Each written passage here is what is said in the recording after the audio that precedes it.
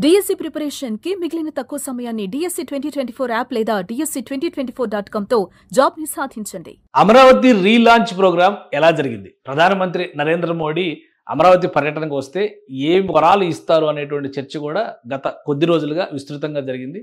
So ఆ స్థాయిలో ప్రధాని పర్యటన జరిగిందా? జరిగిన కార్యక్రమం ఎలా ఉంది? ముఖ్యంగా ప్రధానమంత్రి ప్రసంగం ఏ విధంగా ఉంది? ఈ అంశాన్ని ఒకసారి విశ్లేషిద్దాం మనం. ఎందుకంటే ప్రధానమంత్రి మొత్తంగా చేసినటువంటి ప్రసంగాన్ని చూస్తే ఒక 3 భాగాలుగా విభజించవచ్చు. ప్రధానమైనటువంటి అంశం అమరావతి ఎజెండా కాబట్టి అమరావతి గురించి ప్రధానమంత్రి చాలా స్పష్టంగా కొన్ని విషయాల్ని తేల్చి చెప్పారు. అమరావతికి ముఖ్యంగా గ్రహణం వీడింది కాబట్టి ఇప్పుడు అమరావతి పరుగును ఎవరు అడ్డుకోలేరు అనేటువంటి విషయాన్ని చాలా స్పష్టంగా ప్రధానమంత్రి తేల్చి చెప్పారు. అదే క్రమంలో కేంద్ర ప్రభుత్వం, రాష్ట్ర ప్రభుత్వం పూర్తి సమన్వయంతో అమరావతి నిర్మాణ బాధ్యతని, ఆంధ్రప్రదేశ్ పునర్నిర్మాణ బాధ్యతను కూడా తీసుకుంటాయనేటువంటి విషయాన్ని క్లియర్గా తేల్చి చెప్పారు. మరొక అంశం ఏంటంటే ప్రధానమంత్రి చేసినటువంటి ప్రసంగంలో అమరావతి నిర్మాణం అంటే ఆంధ్రప్రదేశ్ జీడిపి విస్తృతంగా పెరగడం, ఇప్పుడు చేసినటువంటి ప్రతిపాదనలు ముఖ్యంగా అసెంబ్లీ కానీ, సెక్రటేరియట్ కానీ, హైకోర్టు కానీ, కొత్త భవనాలు, కొత్త నగర నిర్మాణం జరిగితే ఆంధ్రప్రదేశ్ జీడిపి, ఆంధ్రప్రదేశ్ ఆర్థిక స్థితిగతులు అపారంగా పెరుగుతాయి. స్వర్ణాంధ్ర దిశగా ఆంధ్రప్రదేశ్ అడుగేస్తుంది. ఆంధ్రప్రదేశ్ స్వర్ణాంధ్ర అయితే వికసిత్ భారత్ లక్ష్యం మరింత చేరువవుతుంది అనేటువంటి మాటని ఒక క్లియర్ కట్ అనాలిసిస్గా ప్రధానమంత్రి నరేంద్ర మోడీ విశ్లేషించారు.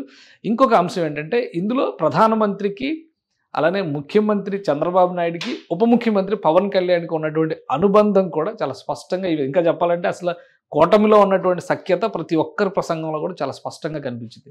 పవన్ కళ్యాణ్ని మా పవన్ అన్న అంటూ లోకేష్ మాట్లాడడం, పవన్ కళ్యాణ్ గారు మళ్ళీ వీళ్ళందరినీ కలుపుకుని ఆయన మాట్లాడిన విధానం, పవన్ కళ్యాణ్ గారు మాట్లాడి వస్తుంటే ప్రధానమంత్రి ప్రత్యేకంగా పిలిచి మరి ఆయన చేతికి చాక్లెట్ ఇవ్వడం, ఒక సరదా సన్నివేశంగా చూసినా కానీ పవన్ కళ్యాణ్ అంటే ఆయనకి ఎంత అపేక్ష ఉందనేది చాలా స్పష్టంగా ఆ ఒక్క పనితో అర్థం చేసుకోవచ్చు. అలానే చంద్రబాబు నాయుడు గారు ప్రధానమంత్రి నరేంద్ర మోడీని పొగిడినటువంటి విధానం, దేశం ప్రస్తుతం ఉన్నటువంటి క్లిష్ట పరిస్థితుల్లో నరేంద్ర మోడీ సమర్థ నాయకత్వమే దేశాన్ని కష్టాల నుంచి బయటపడేస్తుంది, బలమైన భారతంగా నిలబెడుతుంది అనేటువంటి మాట ఆయన చెప్పిన విధానం, టెక్నాలజీ విషయంలో నరేంద్ర మోడీకి ఉన్నటువంటి అవగాహన, ఏ ప్రధానమంత్రి కూడా ఆ స్థాయిలో అవగాహన ఉన్న వ్యక్తి లేరు అని ఆయన చేసిన విశ్లేషణకి మళ్ళీ నరేంద్ర మోడీ గారు చేసినటువంటి కౌంటర్ రిప్లై అది ఏ విధంగా ఉందంటే, మొదటిసారి గుజరాత్ ముఖ్యమంత్రి అయినప్పుడు ఆంధ్రప్రదేశ్, ఉమ్మడి ఆంధ్రప్రదేశ్లో హైదరాబాద్లో కూర్చుని చంద్రబాబు నాయుడు గారు చేస్తున్నటువంటి పనులు, పథకాలు, విధి విధానాలు వీటిని అధ్యయనం చేయడం ద్వారానే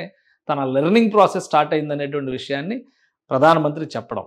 వీటితో పాటు అమరావతి ఒక్కటే కాకుండా పోలవరం నిర్మాణం పూర్తయితే ఆంధ్రప్రదేశ్ జవసత్వాలు మరింత వృద్ధి చెందుతాయనేటువంటి విధానాన్ని ఆయన విశ్లేషించిన తీరు అందరిని ఆకట్టుకుంది. కాకపోతే కొన్ని పథకాలు, ప్రాజెక్టుల విషయంలో ప్రధానమంత్రి ఏవైనా ప్రకటనలు చేస్తారనేటువంటి కొన్ని ఎక్స్పెక్టేషన్స్ ఉన్నాయి. కానీ వాటికంటే భిన్నమైనటువంటి ఇన్ఫ్రాస్ట్రక్చర్ విషయంలో ప్రధానమంత్రి చాలా స్పష్టమైనటువంటి హామీ ఇచ్చారు.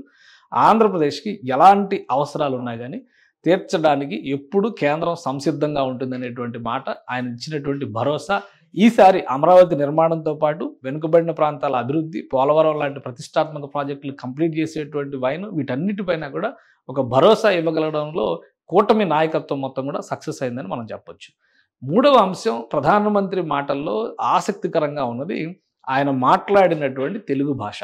సహజంగా నరేంద్ర మోడీ గారు ఎక్కడ పర్యటనకు వెళ్ళినా ప్రారంభ వాక్యాలు స్థానిక భాషలో చెప్పేటువంటి ప్రయత్నం చేస్తారు. అయితే ఈసారి ప్రసంగంలో ఆసక్తికరమైనటువంటి అంశం ఏంటంటే 4-5 సందర్భాల్లో తెలుగు వాక్యాలని ఆయన చెప్పడం.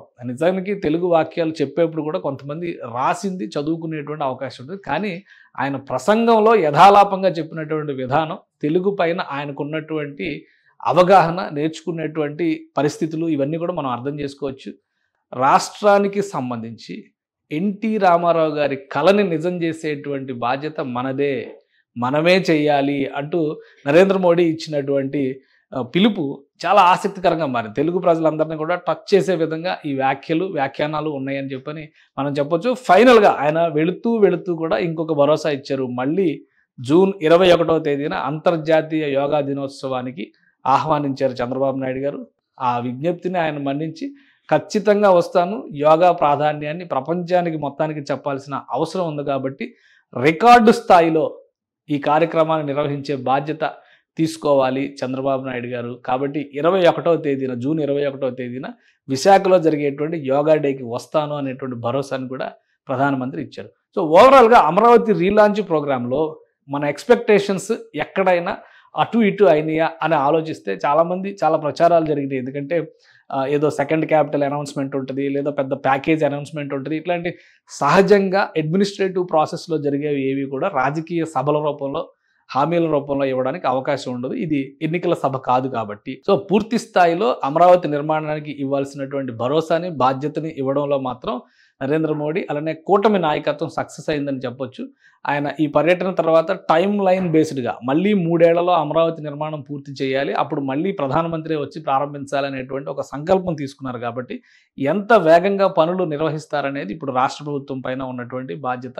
మొత్తం మీద కూటమి నాయకత్వం సమన్వయంతో రాష్ట్ర స్థాయిలో జాతీయ స్థాయిలో వెళుతుంది. అన్నిటికంటే ముఖ్యంగా చంద్రబాబు నాయుడు గారు చేసిన ప్రసంగంలో, లోకేష్ గారు చేసినటువంటి ప్రసంగంలో దేశం ప్రస్తుతం ఉన్నటువంటి క్లిష్ట పరిస్థితులు, పహల్గాం దాడి దగ్గర నుంచి యుద్ధ వాతావరణం, యుద్ధ మేఘాలు కమ్ముకుంటున్నటువంటి తీరు సందర్భంలో ఖచ్చితంగా ఆంధ్రప్రదేశ్ ప్రభుత్వం, ఆంధ్రప్రదేశ్ ప్రజానీకం అందరూ కూడా నరేంద్ర మోడీ వెంట ఉన్నారు అనేటువంటి భరోసా ఇచ్చినటువంటి విధానం కూడా ఆకట్టుకుంది.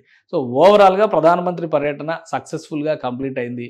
ఇక ఆయన ఇచ్చినటువంటి హామీలు, భరోసాలు వీటిని చూసిన తర్వాత అమరావతి నిర్మాణంలో కానీ, పోలవరం నిర్మాణంలో కానీ రాష్ట్ర ఆర్థిక పరిస్థితుల్లో వచ్చేటువంటి వెసులుబాటు విషయంలో మాత్రం స్పష్టమైన భరోసా వచ్చిందని చెప్పి అంగీకరించవచ్చు.